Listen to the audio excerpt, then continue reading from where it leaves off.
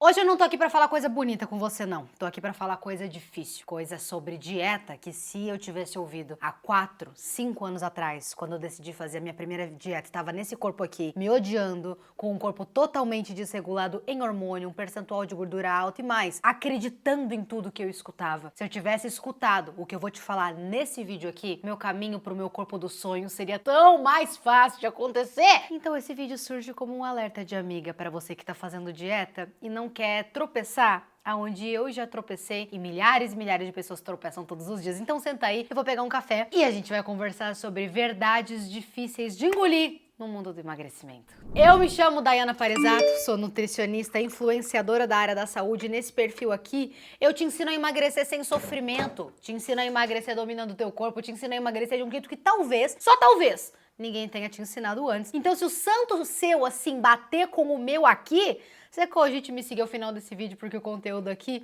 costuma ser bem bom, tá? E sem mais delongas, o primeiro item que eu quero trazer pra gente traçar essa conversa poderia ter me poupado de muito sofrimento inútil. Sabe aquele negócio de o que você quer ser quando crescer? Isso me dava muito brilho no olho de sonhar com as possibilidades. Eu adorava a ideia de ser uma modelo da Victoria's Secret, modelo de passarela, achava lindo a confiança que aquelas mulheres subiam no palco e desfilavam, tudo bem. Hoje você pode olhar e falar, caraca, que besteira. Mas quem nunca foi uma criança sonhadora na vida e pensou nesse tipo de realidade? E eu, criança, estava numa casa com família, com um pai, com mãe, e a minha mãe em específico também tinha um sonho. O sonho dela não era ser modelo de passarela, mas o sonho dela era ter uma cintura fininha, igual, sei lá, igual a da Gisele Bündchen. Sabe aquela cinturinha pequena, costa pequenininha? E a minha mãe queria muito ter aquilo. Então a minha mãe tinha o sonho de ter um corpo ampulheta e eu tinha um sonho de ser modelo de passarela. E daí por que você tá contando toda essa história? Calma, vai fazer sentido na tua vida. Esses dois sonhos que a minha mãe tinha e o que eu tinha, tinham um ponto em comum. Para esse sonho se realizar, nossos corpos teriam que ser parecidos com os corpos de outras pessoas.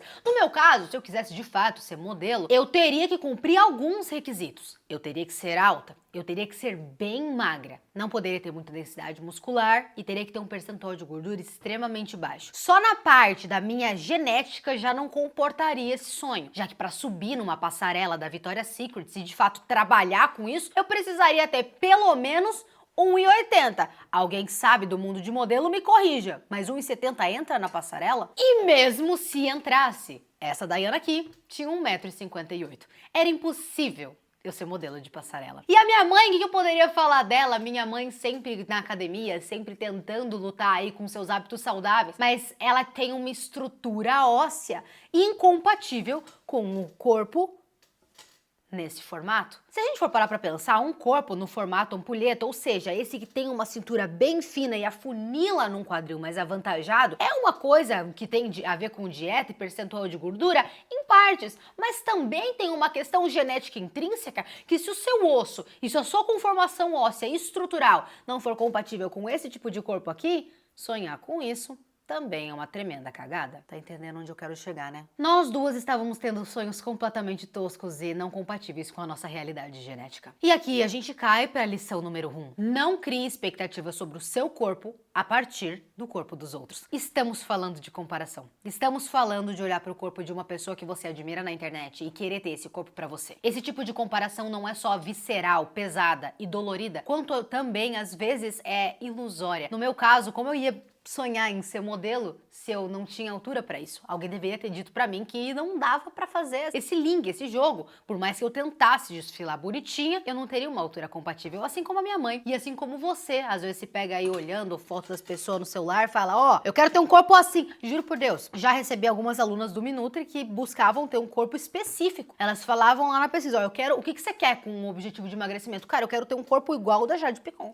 Então a comparação, ela é um fenômeno perigoso quando a gente fala de dieta e emagrecimento, mas não, eu não acho que se comparar seja algo ruim. Uma vez que você pega você mesmo e compara com os outros, você consegue ter uma base de como você está indo nos processos que você quer. E falando sobre comparação, eu não acredito que essa ideia do não se compare seja algo que cola. A gente sempre vai estar se comparando com outra pessoa e sempre esse espelho de eu olhando para o resultado do outro e pensando o que falta em mim para chegar lá tem em algum grau um nível de saudabilidade. Mas agora aqui eu trago um asterisco bem pesado, uma observação séria com as nossas barreiras fisiológicas. Quando você fala em comparar corpo, emagrecer, ter um corpo parecido com o de outra pessoa, mesmo que você copie a dieta de outra pessoa, quando você replicar no seu corpo, o resultado vai acontecer diferente. E isso é uma coisa muito importante. Essa Dayana aqui precisa se comparar com ela mesma. E quando eu me comparava comigo mesma, com a minha pior versão, com a minha pior carcaça, aí eu tinha uma base que me traria para esse ponto aqui, que é um ponto em que já parece completamente diferente, justamente porque o meu percentual de gordura reduziu, as minhas habilidades de dieta se aprimoraram, meu conhecimento sobre esse mundo melhorou muito e eu consegui o melhor corpo da minha vida. Só que isso não aconteceu se comparando com essa pessoa.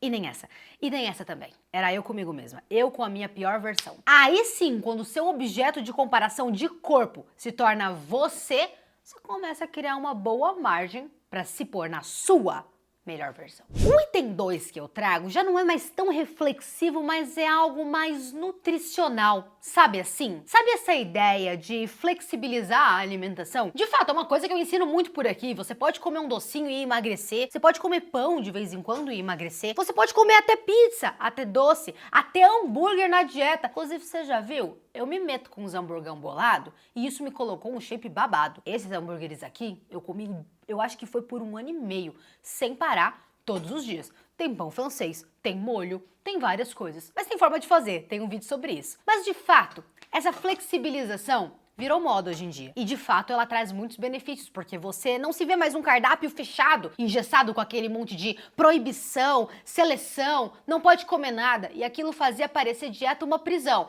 Quem já fez a dieta da sopa, a dieta do ovo, a dieta, sei lá, de um alimento específico que só podia comer aquilo, sabe como no 3º dia você tá querendo arrancar o zóio da cabeça de tanto birubiru na cabeça que dá. Muito que bem, então essa onda flexível ela é muito boa, mas o item que eu venho te alertar aqui é que tem um limite. Existe um problema de flexibilizar explicado por uma perspectiva científica. Nosso cérebro se torna tolerante ao prazer que entregamos a ele. E na alimentação as coisas não são diferentes. Significa que se eu, Dayana, como 20 gramas de leite condensado todos os dias, o meu corpo em algum momento vai se acostumar com esse estímulo flexível. E o prazer que era liberado na primeira mordida, na primeira vez que eu comi esse leite condensado, não vai ser proporcional à 18ª vez que eu fiz isso. E em algum momento, o meu cérebro vai querer um pouco mais. E aí o que era 20 gramas de leite condensado acaba se tornando 25 ou 30. E quando eu menos vi, eu tava colocando 60. E o problema da flexibilização na dieta tá exatamente aí. A ideia de poder comer tudo o tempo todo e ser livre para fazer as nossas próprias escolhas precisa de uma barreira que diga não em algum momento se você quer emagrecer. Esse exemplo da tolerância do leite condensado foi de fato algo que se tornou real comigo. Comecei comendo 20 gramas de leite condensado e quando eu ia ficando mais estressada eu pensava, eu vou colocar mais um pouquinho, porque esses 20 gramas de leite condensado já não me trazem mais o mesmo prazer, então eu preciso de mais. E esse mais um pouquinho é como se fôssemos comendo pelas beiradas na nossa dieta e quando a gente menos vê, já não tem mais dieta, já não tem mais saúde, só tem flexibilidade. Então algo que eu quero trazer no item 2 aqui é que quanto mais flexível. E isso pode ser um problema para você. Como solucionar? Não é necessariamente tirando o leite condensado da dieta e nem também tirando a pizza ocasional ou até mesmo o refrigerante zero pontualmente para te ajudar a dar uma variada na dieta. Mas a solução tá em ficar de olho, em se vigiar e em evitar sempre fazer aquele um pouquinho a mais. Quando você vê, a dieta já foi embora e só tem flexibilidade. A gente precisa encontrar o meio termo aqui se quisermos ter resultados no corpo. Então, fica de olho nisso. Se esse vídeo já te deu algumas perspectivas interessantes, cogite me seguir aqui no canal, já que temos vídeo toda semana te ensinando a emagrecer de um jeito meio da hora. Eu acho o nosso jeito de falar sobre emagrecimento e nutrição muito legal. E se você gosta disso também, por que não ficar por aqui num canal que te incentiva a ser a sua melhor versão? Então, mete o dedo na curtida e vamos para o item 3. Saber montar refeição não é coisa de nutricionista. É um dever nosso. E sim, esse conselho vem de uma pessoa que é formada em nutrição, passou 4 anos na faculdade de nutrição e não, isso não deveria ser algo só de nutricionista. Cara, a ideia de saber se alimentar estar limitado a uma profissão específica me deixa absurdamente de cara. Se você for parar pra pensar, esse problema é tão grande que nas escolas, pelo menos na minha época de ensino médio, a ideia de se alimentar saudável, saber compor um café da manhã, saber montar um prato de almoço, a importância de legumes para além do coma vegetais é muito saudável, era algo inexistente. Eu nunca aprendi sobre como me alimentar, a ponto que quando eu tinha 19 anos e eu passei numa nutricionista, eu precisei tirar foto de um bolo de chocolate desse tamanho e perguntar pra ela se aquilo ali tinha muita caloria e se ia me atrapalhar muito nos meus resultados. Tudo bem, falando agora parece uma coisa idiota, uma resposta muito óbvia, mas eu era insegura.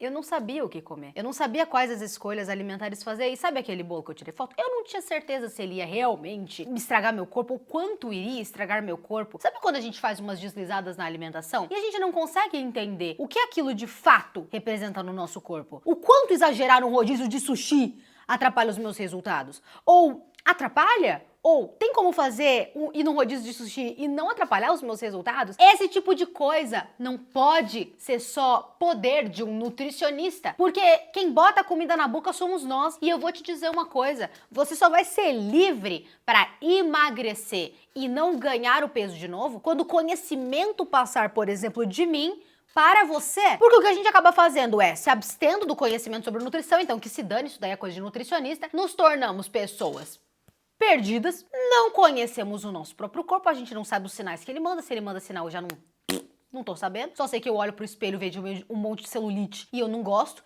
culpo o meu metabolismo, minha genética capenga, falo que é culpa da minha mãe que me ensinou a me alimentar mal, não gosto do meu corpo, mas também não sei muito o que fazer pra quebrar o ciclo, pra fazer diferente. Então esse é um tópico que é o motivo por esse canal existir, é o motivo do Menutri, que é o meu treinamento de emagrecimento para leigos existir, que é literalmente um espaço onde eu compartilhei meu conhecimento sobre nutrição, sobre como comer, como se alimentar para emagrecer, aonde estiver. Então se você tá num buffet livre, se você tá num rodízio de pizza, tem técnica. Eu compartilhei meus hacks pessoais, meus aprendizados em aulas de 10 minutos, 15, com um desafio no final de cada aula, porque daí o aluno vai, assiste, aplica, já perde peso. É absurdo, inclusive, o tanto de aluno que entra lá para conhecer o próprio corpo e sai com 10 quilos a menos, 15 quilos a menos e de boa, porque aprendeu a comer de uma forma que não é só coma vegetais, faz bem, coma frutas. Não, não é isso. Como você faz para ter o corpo que você quer? Qual é o caminho? Qual que é a estratégia?